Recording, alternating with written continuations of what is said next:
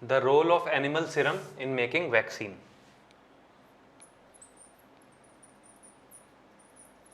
The role of animal serum in making vaccines. Government has clarified that Covaxin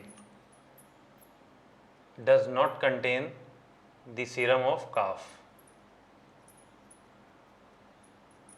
But it is well known in science that serum of animals are required to grow virus. What happens?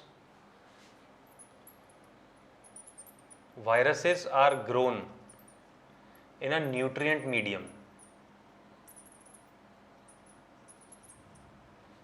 This is a medium, here virus is put and viruses are grown. This medium should have some salts, some nutrients.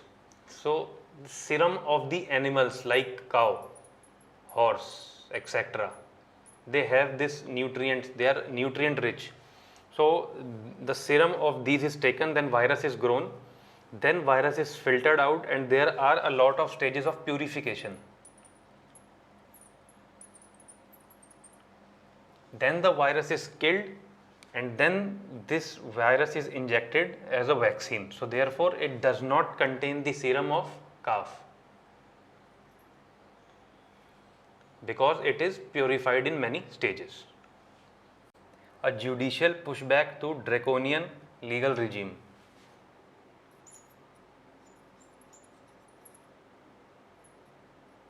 A judicial pushback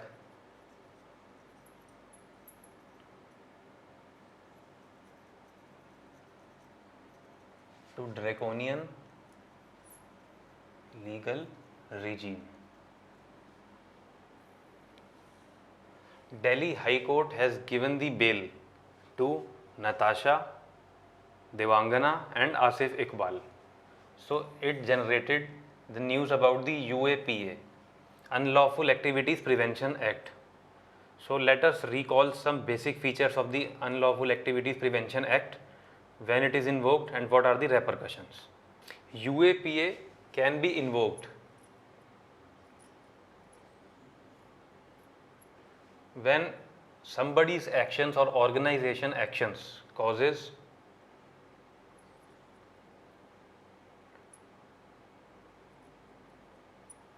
to cessation of some part of India, disrupt sovereignty and integrity of India,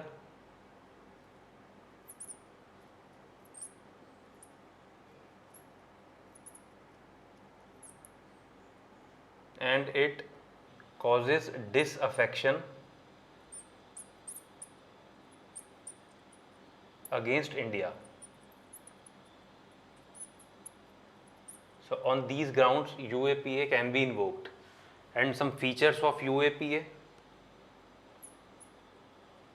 union government can designate any organization and now even an individual. So union government can designate any individual now or any organization as a terrorist. So their properties are seized, and there needs to be approval of Director General of Police, or if the case is with NIA, Director General of NIA. There is a provision of death penalty and life imprisonment also.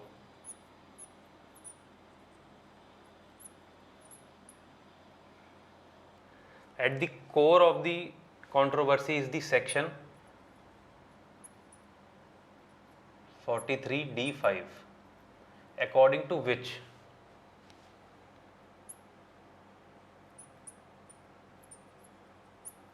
no bail is given if the court finds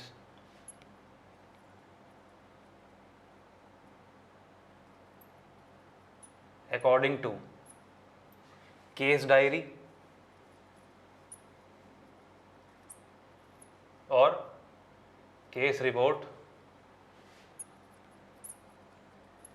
framed under Code of Criminal Procedure.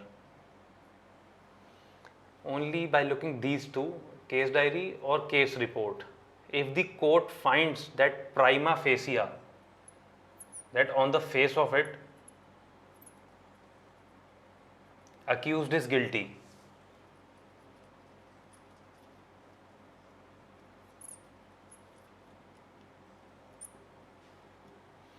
So this section denies bail. No bail can be given if the court finds, according to these two things, that accused is somewhat guilty. This is the core of controversy.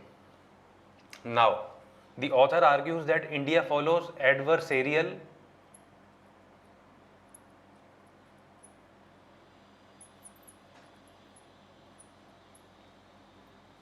judicial criminal system, means that two sides fight and they cross check each other's witnesses,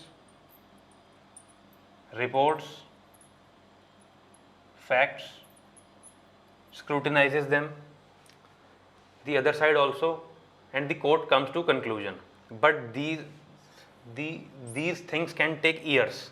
It can take years, and someone is being denied bail, and these things can take years. So therefore, ultimately, people languish in jails for years. So this is the core of controversy. Court in ordinary circumstances, while giving bail or not, check the factors of influence to witness. That is, someone if given the bail, he or she will influence the witness or not. So bail should be given or not. Tamper evidence, that she can tamper the evidence after the bail. These host of factors are the factors into which the court looks while granting bail or not. But in this case, in UAPA, it only looks into case diary and case report. So the court said criminal offense must be specific in its term. That is, it must be specific. What specific offense is there, and that can be related to terrorism, not everything. So it must be specific, and the onus of proving guilty lies on prosecution.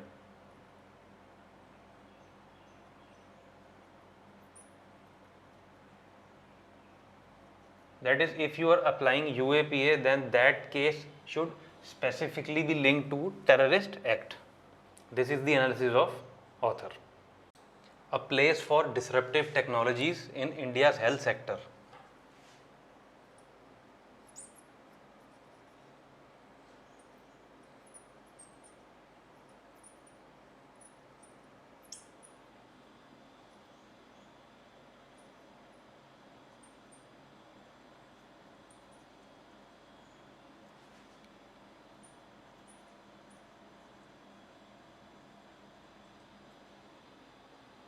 Globally, if one sees hospitals uses robots to treat COVID-19 patients.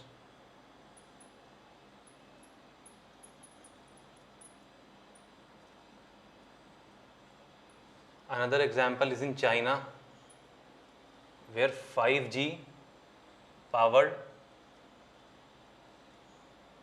devices took the measurements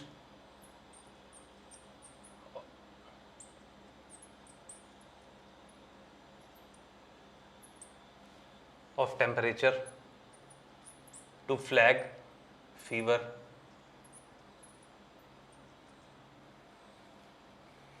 Other examples are the measurement of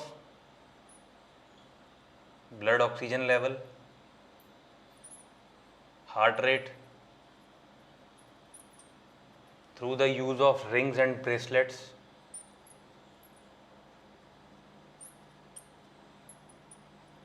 Which can be put under the pillow. They can also sanitize the ward.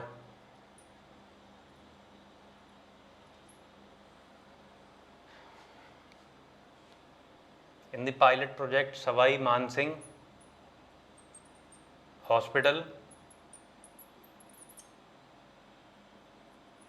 in Jaipur used humanoid robots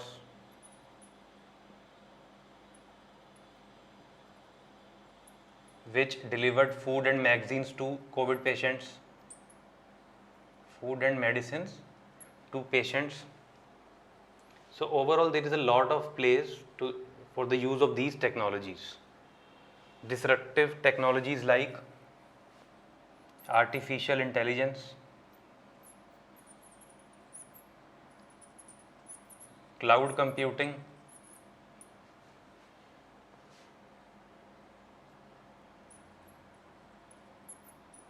quantum computing, data analytics, 5G, etc. can be used.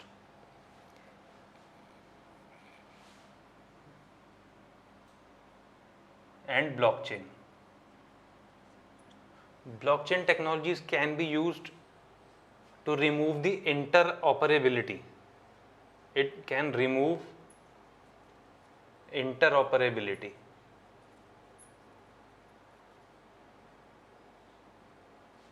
Problems. So things can be operable with each other if everyone uses blockchain technology. Data analytics can provide good data, so therefore data can be analyzed at early stage and early disease detection can be there.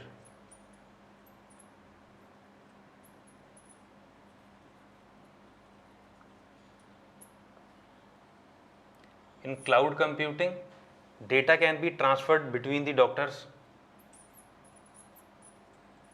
becomes easy. Data transfer between doctors become easy, and with the use of artificial intelligence, health apps can be created. So it is used for health application. So there is a lot of place of these disruptive technologies in India's healthcare.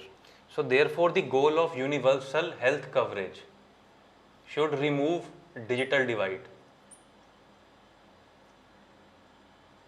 should be more inclusive, it should remove digital divide, should be more inclusive, and should use technology. And also there is a scope of using local knowledge.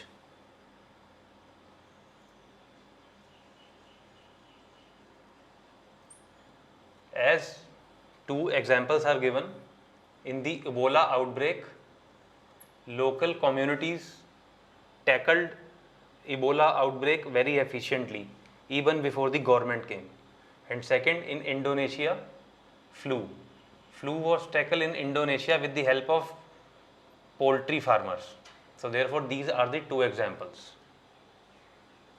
So there is in India's case, so there is a need for re-engineering structural and procedural issues, and template for data sharing should be developed, that how the data will be shared. There should be a template to use all these technologies. So this is the analysis put forward by the author.